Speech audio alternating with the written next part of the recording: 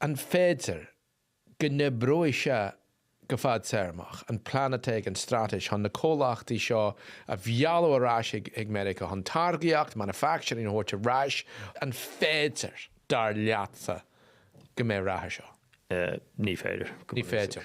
Agus sean fá in éireann duna fustan na céine ceanan céine cúgasíochta. Tá an méid airgid atá a gceist duna comhlachtaí sin thart ar 50 fán géad nó 60 fán géad níos irde sa bhearacá duna fustan na céine. Just tá an costas ar skillanna I bhfad níos irde a bhearacá. Agus brahan sé le roiint rudaí ach tá an costas edicus I bhearacá a bhfad níos irde freisin. An ráta tríú leibhéal edicus in éireann tá sé 53 fán géad daoine I bust tá tríú leibhéal acu. An ráta céine I bhearacá sin 38 fán géad.